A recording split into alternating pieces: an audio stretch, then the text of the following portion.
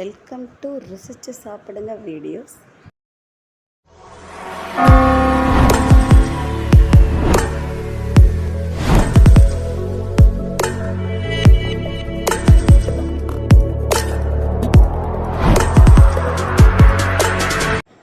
புடலங்காய் மசாலா கிரேவி.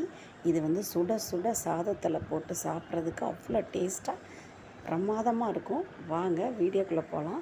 நம்ம சேனலை மொத பார்க்குறீங்கன்னா ப்ளீஸ் சேனலை சப்ஸ்கிரைப் பண்ணிவிட்டு பாருங்கள்.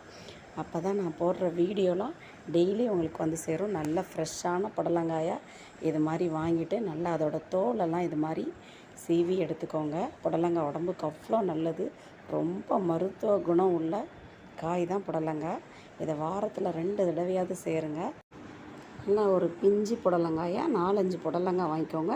புடலங்காய் முன்ன மாதிரி பெரிய சைஸ்லலாம் இருக்கிறதில்ல, சின்ன சைஸாக தான் புடலங்காய் வருது. அதனால் 4-5 புடலங்காய் எடுத்திங்கன்னா கரெக்டாக இருக்கும்.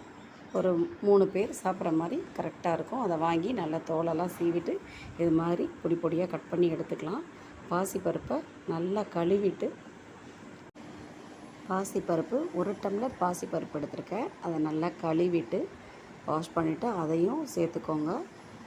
4 புடலங்காய்க்கு 1 டம்ளர் பாசிப்பருப்பு கரெக்டாக இருக்கும். இதோட நறுக்கின புடலங்காயும் சேர்த்துக்கலாம். இந்த கூட்டு சாதத்தில் போட்டு சாப்பிட்றதுக்கு அவ்வளோ பிரமாதமாக சூப்பராக இருக்கும். இது கேரளாவில் இந்த ஸ்டைலில் செய்வாங்க. ரொம்ப நல்லாயிருக்கும். நம்ம புடலங்காய் எப்பயும் தொட்டுட்டு தான் சாப்பிடுவோம். இது சாதத்தில் போட்டு சாப்பிட இந்த புடலங்காய் டேஸ்ட்டாக பிரமாதமாக இருக்கும். 2 வெங்காயம் போட்டிருக்கேன். நல்ல பெரிய வெங்காயம் 2 வெங்காயம் போட்டிருக்கேன். இது மாதிரி நீல வாக்கில் கட் பண்ணிக்கோங்க. ஏன்னா நம்ம வேக தான் வைக்க போகிறோம். அதனால் நீல வாக்கில் கட் பண்ணிக்கோங்க. 5 பச்சை மிளகாய் காரத்துக்கு சேர்த்துருக்கேன். 2 தக்காளி ரொம்ப சேர்க்க வேணாம். சின்ன தக்காளியாக இருக்கிறதுனால 2 தக்காளி சேர்க்குறேன். நீங்கள் பெரிய தக்காளியாக இருந்தால் 1 தக்காளி சேருங்க. தக்காளி அதிகமாக சேர்க்கக்கூடாது. இதோட ஜீரகம் 1 ஸ்பூன். பாசிப்பருப்பெல்லாம் சேர்க்குறதுனால ஜீரகம் நல்லா வாசனையாகவும் இருக்கும், செரிமானத்துக்கும் நல்லது. இதோட உப்பு அதையும் சேர்த்துக்கலாம். பாசிப்பருப்பு வேகிறதுக்கு தண்ணி சேர்க்கலாம். தண்ணி காயை விட கொஞ்சம் கூடுதலாக இருக்கணும். அப்போ தான்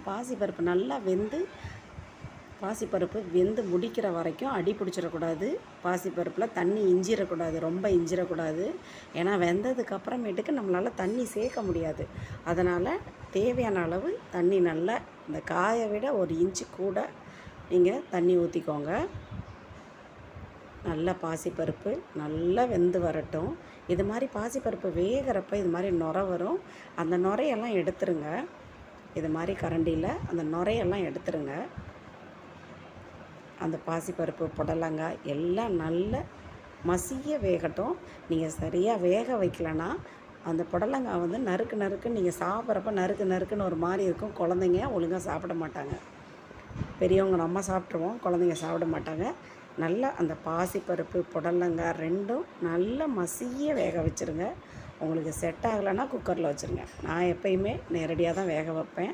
இதோட 1 ஸ்பூன் சாம்பார் தூள் 1 ஸ்பூன் சேர்த்துக்கோங்க. பாசிப்பருப்பு எந்த அளவுக்கு வெந்திருக்கு பாருங்கள். அதோட மஞ்சள்தூள் ஒரு 1/4 டீஸ்பூன். அவ்வளோதான். இந்த பாசிப்பருப்பு புடலங்காய் சாம்பார் தூள் மஞ்சத்தூள் எல்லாம் சேர்த்து நல்லா இது மாதிரி மசாலா நல்லா ஸ்ப்ரெட் ஆகிற அளவுக்கு நல்லா கிளறி விட்டுக்கோங்க. அவ்வளோதான். இந்த புடலங்காய் மசாலா குழந்தைங்களுக்கு ஊட்டுறீங்கன்னா அப்படியே ஒரு மத்தில் கூட வச்சு கடைஞ்சிருங்க. அப்போ நல்லா மசிஞ்சிரும். குழந்தைங்களுக்கு ஊட்டுறதுக்கு ரொம்ப நல்லாயிருக்கும். குழந்தைங்க நல்லா விரும்பி சாப்பிடுவாங்க. அவ்வளோதான். பாசிப்பருப்பு வெந்துருச்சு. இப்போ நம்ம தாளிக்கிறதுக்கு ஒரு பேனில் தேவையான அளவு ஆயில் ஊற்றிக்கலாம். எண்ணெய் நல்லா காயட்டும். அதுக்கப்புறமேட்டுக்கு 1 ஸ்பூன் கடுகு சேர்த்துக்கோங்க. கடுகு நல்லா பொரிஞ்சு வரட்டும். கடுகு கருகிடக்கூடாது. கொஞ்சம் கேஸை சிம்மில் வச்சுக்கோங்க. இதோட பூண்டு நம்ம தட்டி எடுத்துக்கோங்க. பூண்டு தட்டி சேருங்க.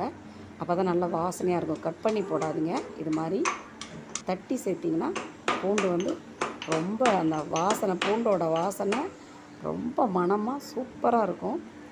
இது மாதிரி தட்டி அதையும் தாளித்த கடுகு மேலே இந்த பூண்டையும் போட்டுக்கோங்க. நல்லா அந்த பூண்டை எண்ணெயில் நல்லா எண்ணெயில் நல்லா பொரிஞ்சு வரட்டும். அந்த பூண்டு வந்து நல்லா பொரிஞ்சு வரட்டும். இதோட நம்ம தாளிக்கிறதுக்கு பெருங்காயம் சேர்த்துக்கோங்க. சரி, ஏன்னா பாசிப்பருப்பில் வாய்வு தன்மை இருக்கும். அதனால் பெருங்காயம் வாசனைக்கும் சரி, செரிமானத்துக்கும் பெருங்காயம் சேர்த்துக்கோங்க. 5 வரமிளகா, ஆல்ரெடி 5 பச்சை மிளகா சேர்த்துருக்கேன். 5 வரமிளகா போதுமானது. 5 வரமிளகா சேருங்க. இதோட கருவேப்பிலை எல்லாம் சேர்த்துட்டு ஃபைனலாக பொடி பொடியாக நறுக்கின வெங்காயம் அதையும் இதோட சேர்த்துக்கோங்க. இந்த தாளித்த வடகத்தை நம்ம வேக வச்சுருக்க பாசிப்பருப்பு கூட்டில் இந்த தாளித்த வடகத்தை தூக்கி நம்ம கொட்டிட வேண்டியதான். வெங்காயம் ரொம்ப வதங்கணுன்ற அவசியம் கிடையாது. லைட்டாக ஒரு கண்ணாடி பதத்தில் வதங்கினா போதும், ரொம்ப வதக்கிறாதீங்க. அவ்வளோதான். இந்த தாளித்த வடகத்தை நம்ம வேக வச்ச பாசிப்பருப்பில் அதை சேர்த்துற வேண்டியதான்.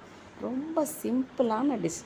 ஈஸியாக 5 நிமிஷத்தில் நீங்கள் பண்ணிடலாம். ட்ரை பண்ணி பாருங்கள். எப்பயும் வெங்காயம், தக்காளி, தேங்காய் போட்டு தான் புடலங்காய் நம்ம செய்வோம். புடலங்காய் கூட்டும் அப்படி தான் செய்வோம். இந்த மெத்தடில் ஒரு முறை செஞ்சு பாருங்கள்.